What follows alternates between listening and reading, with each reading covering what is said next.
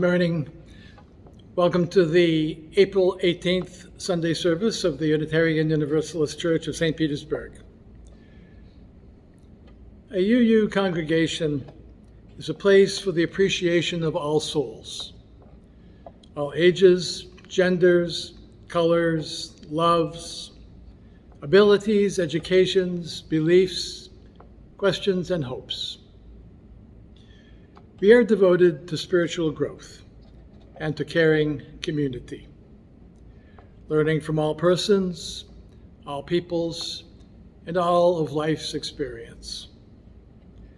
So may we learn during this federal income tax week and month, during which we also celebrate Patriots' Day and Earth Day, and also National Creativity and Innovation Day, perhaps related to Tax Day for some.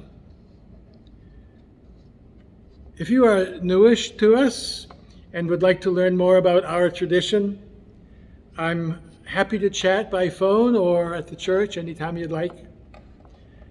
Many thanks for today's service to Cynthia, Robert, Susan, John, and James for contributing in word, music, spirit, and production. And thanks to all of you who make us a blessed community. May our time together today help us grow. Good morning, everyone. We are Robert and Cynthia Alisea, your worship associates for today. To begin our service, we light our chalice as a symbol of our search for truth and meaning, our shared communion, and our light of caring. Join us, if you will, in the words of our covenant. Love is the spirit of this church, and service its law. This is our great covenant, to dwell together in peace, to seek the truth in love, and to help one another. Today's invocation is from UU minister and religious educator Sophia Lyon Faz. Some beliefs are like walled gardens, encouraging exclusiveness and the feeling of being especially privileged. Other beliefs are expansive and lead the way into wider and deeper sympathies. Some beliefs are like shadows, clouding children's days with fears of unknown calamities. Other beliefs are like sunshine, blessing children with the warmth of happiness. Some beliefs are divisive, separating saved from unsaved, friends from enemies. Other beliefs are bonds in a world community where sincere differences beautify the pattern. Some beliefs are like blinders, shutting off the power to choose one's own direction. Other beliefs are like gateways, opening wide vistas for exploration. Some beliefs weaken a person's selfhood, blighting the growth of resourcefulness. Other beliefs nurture self-confidence and enrich the feeling of personal worth. Some beliefs are rigid, like the body of death, impotent in a changing world. Other beliefs are pliable, like the young sapling, ever growing with upper thrust of life. It matters what we believe.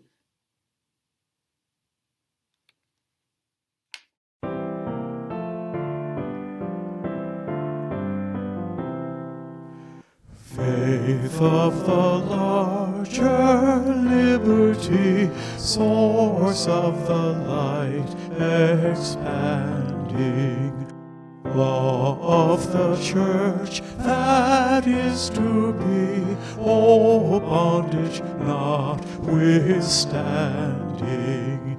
Faith of the free, by thee we live, by all thou givest, and shalt give, our loyalty commanding. Heroes of faith in every age, far-seeing, self-denying, broad and increasing heritage, monarch and creed defying. Faith of the free, in thy dear name, the costly heritage we claim, their living and their dying. Faith for the people everywhere, whatever their oppression, of all who make the world more fair, living their faith's confession.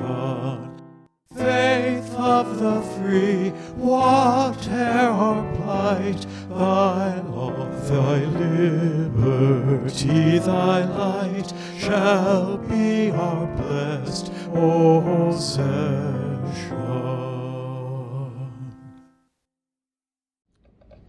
Put on your child and family thinking cap for a moment, if you would.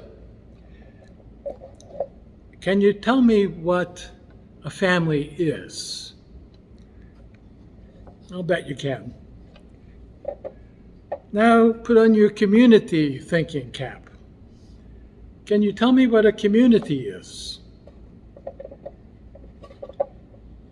We know what families and towns and cities and countries are, but do we know what community is? I'm not so sure. And how about a great community? What is that? One of my favorite descriptions of a great community comes from China 2,500 years ago. I'm not sure if it was Confucius or Lao Tzu that wrote it down, but I think it was one of those two. And you can find similar descriptions of great communities, dreamed of communities, amongst all the peoples of the world, I'm pretty sure. The saying says, by Confucius or Lao Tzu, the Chinese saying says, we will have a great community when we care for and help not only our own family members, our parents, our sisters, our brothers, our elders, our children, our grandchildren, but all the members of everybody's families, those needing welcome, those needing homes or protection or education or jobs or support of some kind, care, appreciation. The more we can do that, the more we will have a great community. But for the most part, over thousands of years, humankind has not learned to do it. Doesn't seem that hard, does it? To be kind to everybody. Do you think you can learn? Do you think you can learn how? And maybe help the rest of us learn too. I hope you can. That would be a great joy. And now other joys that we might have. Let's share those. You can share in the comment bar to the right of your screen, or you can share during coffee hour if you'd like, or do both. And we can also share during this time, during the service, if you will let me or worship committee chair Bill Motter know of your joy or concern. For all who are suffering the emotional strain of these times, may we take care of one another. We are starting to think the end is in sight of the pandemic, but please don't hurry it for yourself or others by dropping precautions. Be in touch if life is seeming a bit too much. And keep reaching out to support one another. It makes all the difference. And this morning, let's offer our special thoughts and prayers to the people of Minneapolis, especially people of color, who have undergone another trauma and tragedy in the midst of the traumatic and tragic Chauvin trial. These are very difficult times. May the outcome of the trial help bring us all a sense of peace and justice. Now, before our first reading this morning, here's a word from UU St. Pete's President, Susan Bernor.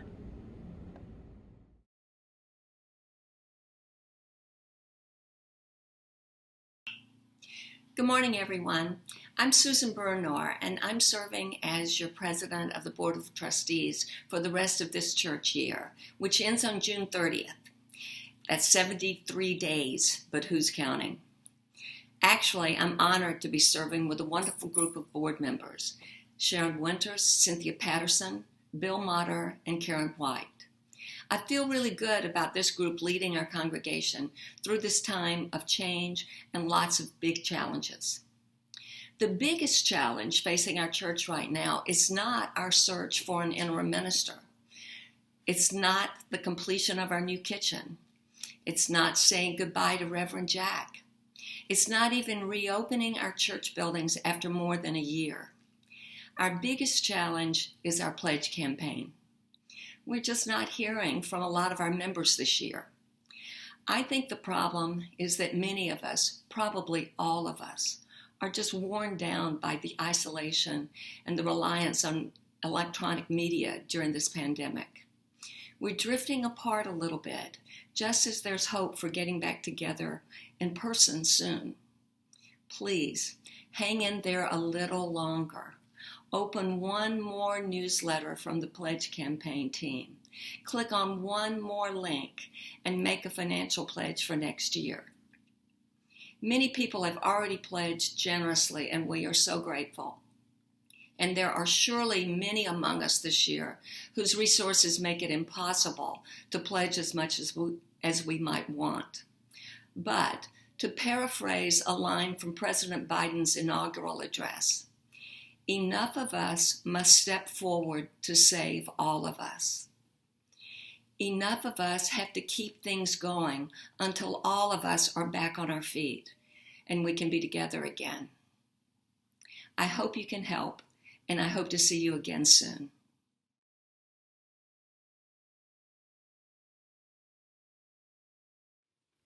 Our first reading is from Ralph Waldo Emerson's essay on nature. Our age is retrospective. It builds on the sepulchres of our forebears. It writes biographies, histories, and criticism. The foregoing generations beheld God face to face, we through their eyes. Why should not we also enjoy an original relation to the universe? Why should not we have a poetry and philosophy of insight and not of tradition, a religion of revelation to us, not the history of theirs? Let us demand our own works and laws and worship. Undoubtedly, we have no questions to ask which are unanswerable. We trust the perfection of creation so far as to believe that whatever curiosity the order of things has awakened in our minds, the order of things can satisfy. Every person's condition is a solution in hieroglyphic to those inquiries they would put. Let us inquire. We are building a new way. We are building a new way. We are building a new way, growing stronger every day. We are building a new way. We are working to be free. We are working to be free. We are working to be free of hate and greed and tyranny. We are working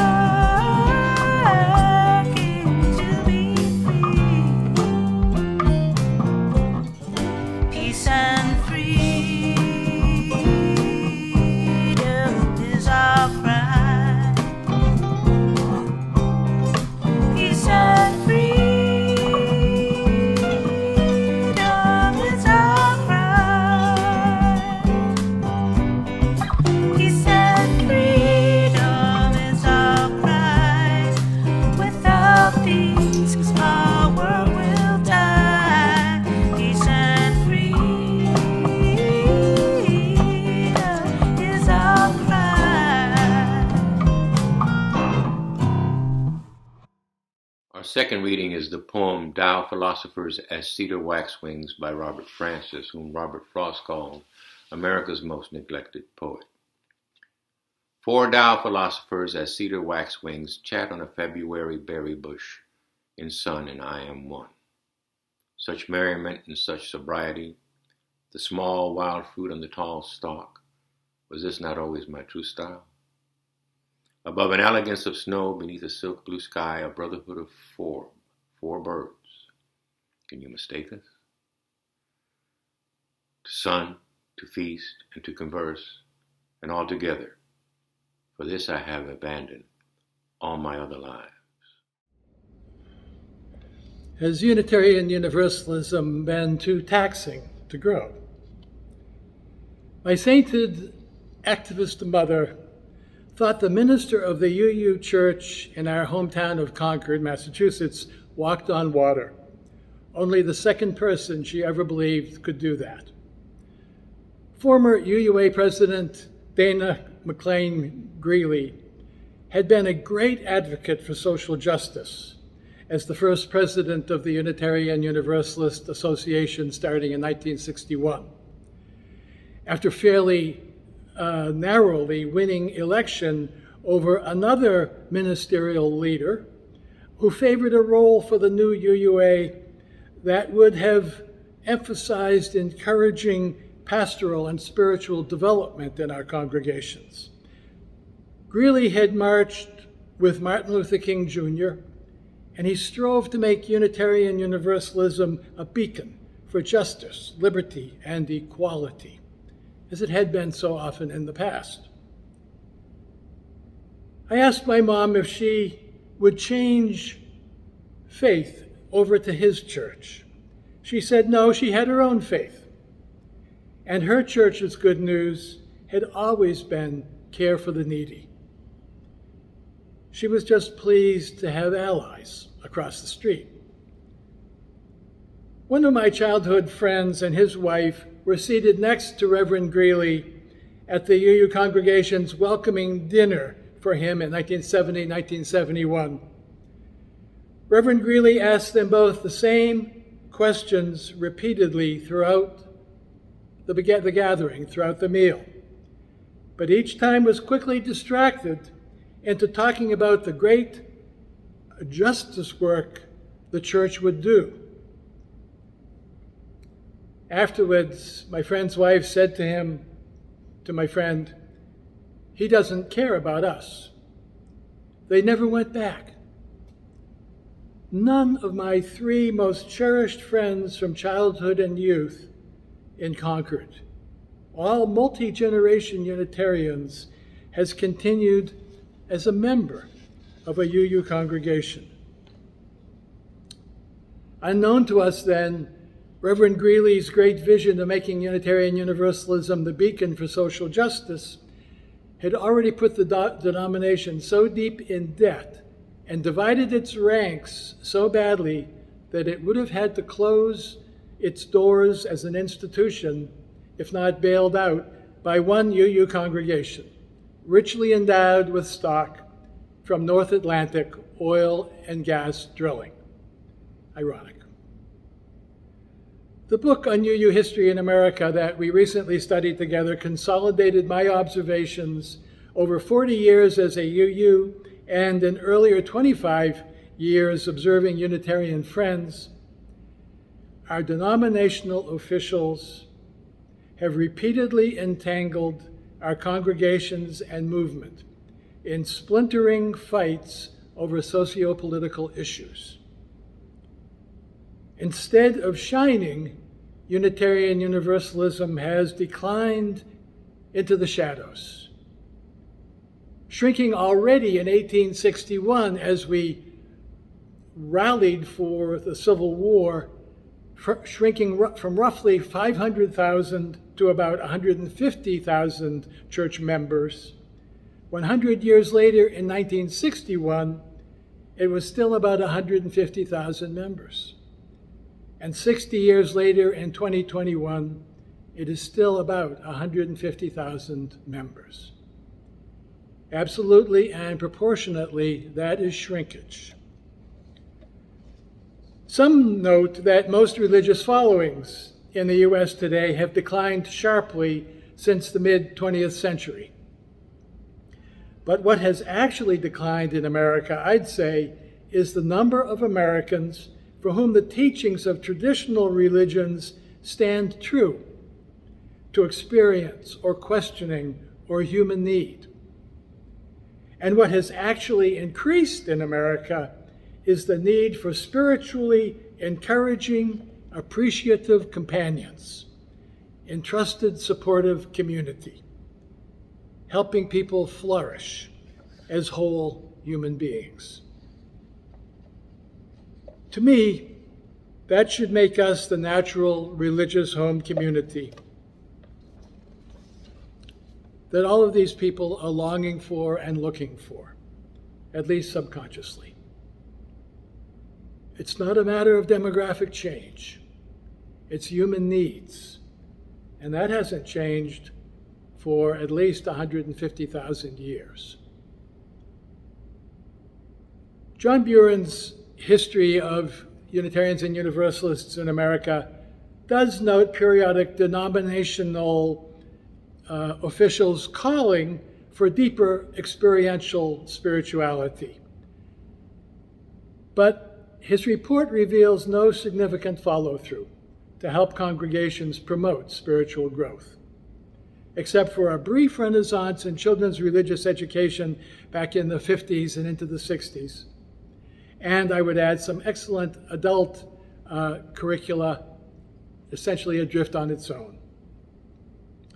And in consequence, it seems many of our congregations have not adequately emphasized the spiritual growth out of which arises the virtues of human being and human community, out of which arises understanding and caring in widening circles of relationship, out of which arises the actual resolutions of the world's nations and denominations' splintering, wounding, socio-political troubles.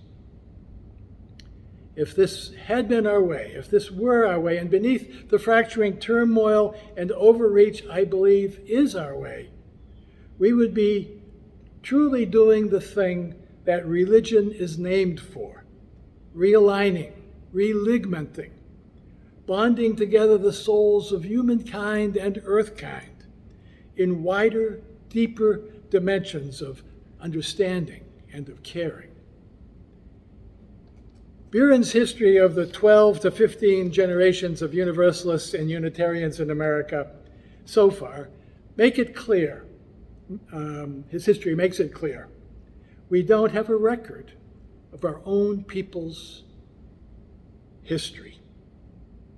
We don't have a record of our own Unitarian and Universalist people's history, of our range of beliefs in each generation, or how we practiced them, or what effect they had on our spirits, our lives, our worlds. Instead, we have an official history. I hesitate to call them denominational leaders, given that we are a Congregationalist society, or given that we are Congregationalist in polity. We have their purposes, their organizing, their policies, seldom having to do, I think, with what the people need in order to grow in understanding and caring. In understanding and caring necessary for lives that are blessed and can bless. To quote Margaret Fuller with a change of pronoun, what we need is as a nature to grow, as an intelligence to discern, as a soul to live freely and unimpeded, to unfold such powers as are given us. Isn't developing that spirit our first calling, first and foremost, so we may live life well? To do so, there must be a supportive, encouraging, educating community that helps us see the full expanse of our potential and how to fulfill it and to cherish it. We cannot do that by ourselves as individuals. And there are no entities in our lives with adequate power to do so, not even one's family. There must be a wider, caring community, without which even family is disabled. It is in our UU communities that there are Sophia Lyon Fazes helping you see how it matters what you believe. There are Ralph Waldo Emersons inspiring you to flourish in your own original relationship with the universe. There are Margaret Fullers encouraging you to grow, just grow. And there are streams of prophets and witnesses exploring with you how to shape a worthy way to care for every soul as you care for your born loved ones. That will be the Great Communion. And allow me to propose that there is one other outcome nurtured by and beyond the Great Communion. It is the person-sized communion, described in the poem this morning as 4 Tao philosophers as cedar waxwings, chatting on a February berry bush in sun, and you are one. You are one. You are one. Companioned, serene, brilliant, jubilant. Beauty all around, beauty within, beauty together. You are one. That is what a UU congregation is for. Growth into deep spiritual friendship with self, source, and world. Forget about being a beacon to the world. Forget about changing the world. First, foremost, nurture the light within. Be a friend, be present, be inviting, be encouraging, be listening, be hearing, be learning, be helpful, be fascinating, be beautiful. And that, if I may take this final moment to say so, is what I believe we have been doing together as a congregation these last 7 years. I think that is why we are growing so well. I think this is our true way. It is taxing, but in the sense of giving a little to get a lot. By enabling you to do together for each stage of life what you can't do alone. The 7th year is the Sabbath year. Biblically, it is not a time to take off. It is a time for making sure that everybody has what they need to belong and to flourish. And that is a time for jubilee and gladness. I didn't start out to make this a sermon about supporting our congregational life financially with your time and your dime, but this is a good place, as good a place as any to say, if you believe in building community, a community for growth in understanding and caring, you must support this congregation. It is the only place that will return to you ongoing, lifelong, transferable blessings of comfort and joy. So please, make life easier for our passionately caring annual giving team, so it can calculate the resources we will have for the coming year. And so our nobly devoted board of trustees can draft a spirit a nurturing budget. And so you can revise and approve that budget and program at our annual congregational meeting that is coming up in a few weeks, so that all may benefit from that program in the new year. You are where hope is. Bless your soul and those around you. Send some good news and make your own self glad. To keep our congregation thriving, may we remember our connection to one another, and let us not forget our offerings to support the means of those connections. As you listen to our brief offertory, please click the I in the upper right-hand corner of your screen to make a contribution. You can also donate via the Give Plus app or our webpage under the Giving tab. Or you could just simply send a check to the church office. Many thanks.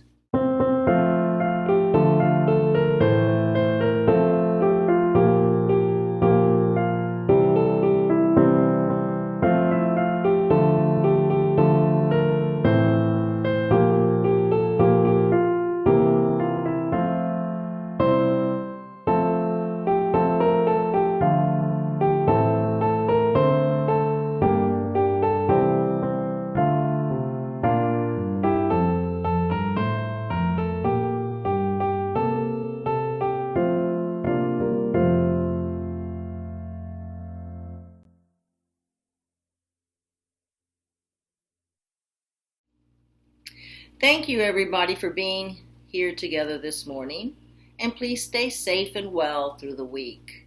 We hope you can join us right after the service at our coffee hour at the Zoom address coming up shortly on the screen. And if you send Sarah Craig an email reservation at the address in our newsletter, you can watch the service again at 4 in our back picnic area on a large TV screen with other real live, masked, and socially distanced people. Now, as our service ends, with a breath we pass the flame of our chalice lamp to each other as we say together,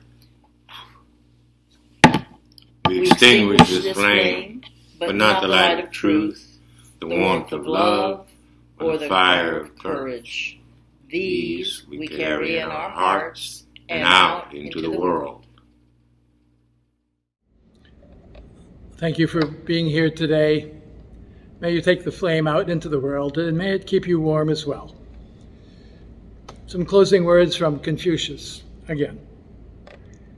If there is understanding and caring in our hearts, there will be beauty in our characters. If there is beauty in our characters, there will be happiness in our homes. If there is happiness in our homes, there will be harmony in our nations. If there is harmony in our nations, there will be peace in our world. May we each take this as our way and share it with others so they may learn too. And may you have a blessed week and be safe. May your life be as a song, resounding with the dawn, to sing awake the light and softly serenade the stars, dancing circles in the night. May your life be as a song, resounding with the dawn, to sing awake the light and softly serenade the stars, ever dancing circles in the night. And may your life be as a song, resounding with the dawn, to sing awake the light and softly serenade the stars, dancing circles in the night. The stars, ever dancing circles in the night. Dancing circles in the night.